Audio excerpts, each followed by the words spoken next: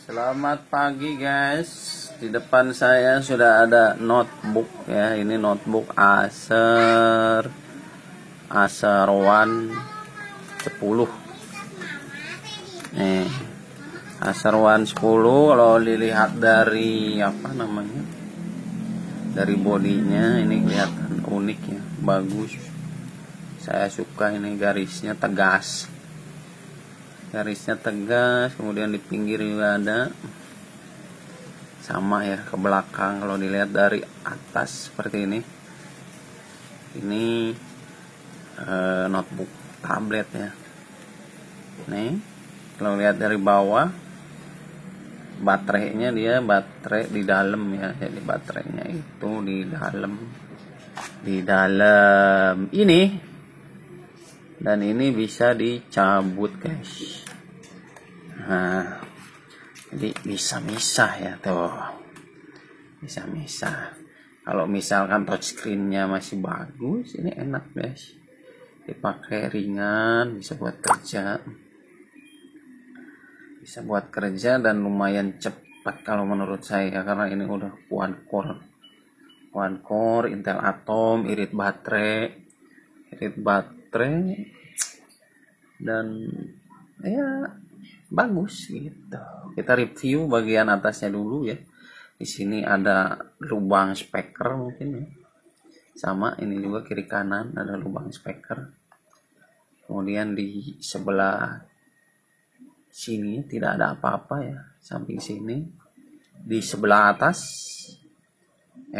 di sebelah sini ada kamera ya guys ya. Kameranya jadi depan belakang tuh. Di sini juga ada kameranya 2 megapiksel apa yang belakang atau berapa ya guys ya. Coba searching aja di Google. Di sini ada tombol power. Kita lihat ke sisi sebelahnya. Sini ada tombol volume. Tombol volume untuk membesarkan dan mengecilkan suara. Sini ada tombol Windows ya. Tapi ini jarang kepake sih. Kepakainya kalau mau ya kalau dicopot begini, tapi kalau misalkan pakai keyboard kan kita bisa pakai keyboard ya. Sini ada lubang SD card, ini maksimalnya 128 apa 64 gitu guys ya. Lupa lagi guys. Ini ada jack audio, ini ada micro HDMI, dan ini adalah lubang charger ya. Keunggulan dari notebook ini, kalau kita nggak bawa casan ya guys ya, nah ini bisa menggunakan casan HP. Mungkin agak lama ya ngecasnya, karena ya casan HP 2 ampere ini, sementara ini daya yang diperlukan itu 3 ampere. Kalau voltasenya sama 5 volt ya guys ya. Jadi seperti itu, tipe ini itu Acer 10-an, tipenya itu Acer 10-an, Acer One 10 S1000X gitu ya. Gitu, kita coba nyalakan ya guys ya. Kita kesinikan dulu ya, karena ini touch screen-nya udah retak ya guys ya. Error, saya cabut dalamnya supaya nggak fungsi loh. Kalau misalkan difungsiin ini tuh jadi kayak gerak-gerak, makanya dicabut aja lah daripada bermasalah gitu kan, nggak mau performa. Kita coba nyalakan guys. Ditahan dulu ya untuk menyalakan. Lah kok nggak nyala guys? Setengah nyala. Kita lihat muncul logo Acer. Di sininya keyboardnya cukup enak ya guys ya. Kalau dipegang itu empuk. Ini touchpadnya juga lumayan. Kalau dari sebelah sini bawah, ini ada USB saja. Kemudian ini udah retak guys ya. Saya lem pakai power glue, pakai lem Korea itu. Sebelah sininya tidak ada apa-apa, sebelah sininya juga tidak ada apa-apa. Kita coba untuk melihat, ini lumayan cepat ya guys, nggak tahu ini Intel Atom seri ini memang cukup lumayan ya kalau buat kerja. Tapi kalau misalkan dibandingin sama Core i3 generasi 2 apa generasi 3 ya jauh ya, masih jauh ketinggalan masalah speed. Ini perbandingannya ya beda-beda dikit itu sama Celeron 887. Nah itu bedanya sedikit lah, adik kakak, tapi lebih menangan Celeron sih kalau masalah performa dan kecepatan ya. Ya ini adiknya dari Celeron, tapi ini Intel Atom gitu ya. Intel Atom apa keunggulannya, hemat energi guys ya. Jadi dia baterainya lebih awet gitu, karena kita membutuhkan daya yang kecil gitu. Tapi performa ya beda-beda dikit lah sama Celeron ya.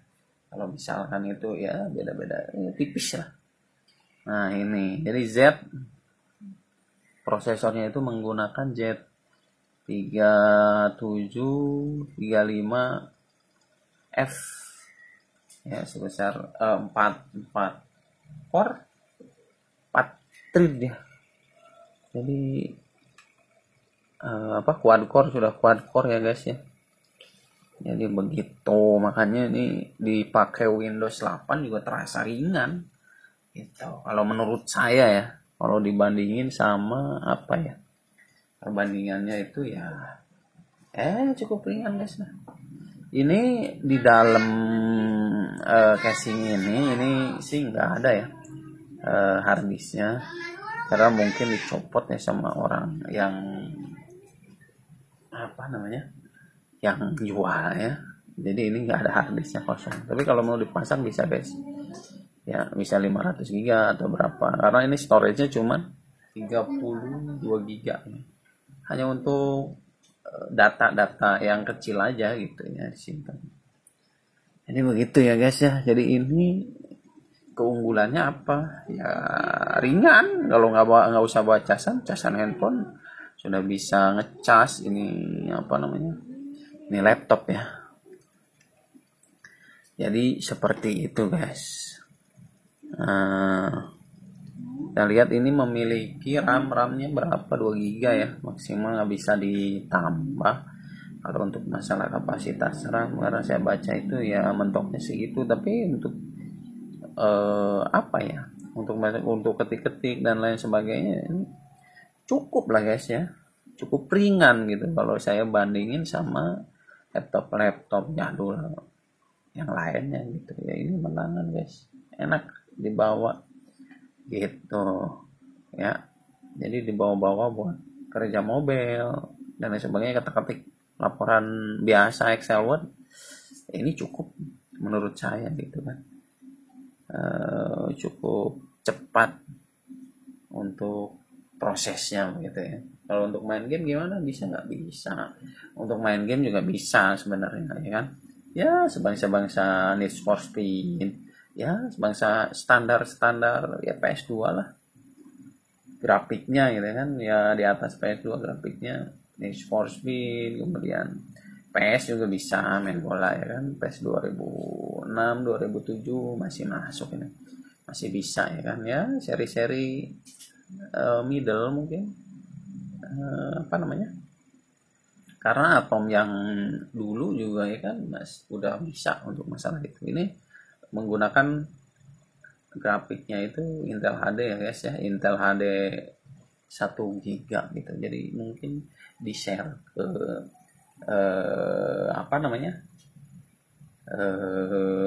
grafiknya 1 GB, RAM-nya mungkin yang kepake cuma 1 GB gitu. Tapi terasa ringan guys, serius, saya nggak bohong nggak ya.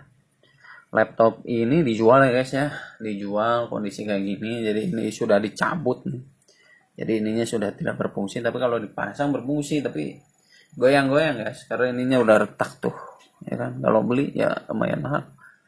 Ininya juga nih layar putih Ini dijual harganya 800 aja guys, 800 lah, 800 nego tipis ya kan. Bisa buat kerja, ketik-ketik ringan, bisa main game juga bisa. Ya kalau misalkan kalian masih penasaran silahkan cek. Untuk main game Intel Atom Z3735F masih lumayan ngacir guys ya. Seperti itu, tanpa hard disk, storage-nya 32 GB, RAM 2 GB. Kondisi seperti ini masih layak. Di sini ada retak juga ya, sudah saya lem. Ini juga retak, mungkin jatuh dan lain sebagainya, saya nggak tahu ya kondisinya, tapi udah bisa tutup muka dan normal lah, lumayan kokoh gitu kan ya. Keyboardnya fungsi normal semua, touchpadnya juga normal. Yang nggak normal ini touchscreennya guys, karena saya cabut, jadi karena kalau dipasang itu goyang-goyang gitu ya. Harga 800.000 saja. Mungkin sekian dulu review dari saya. Share kepada teman kan, apabila ada yang membutuhkan, jangan lupa like dan subscribe ya, untuk mendapatkan iklan-iklan termurah dari saya ya. 800.000 itu nego ya guys ya, nego.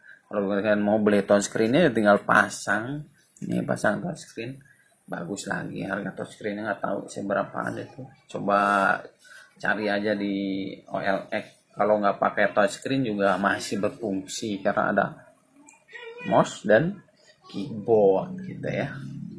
Itu guys ya. Casan saya nggak pakai casan, tapi kalau mau saya kasih casannya, casan yang ini guys.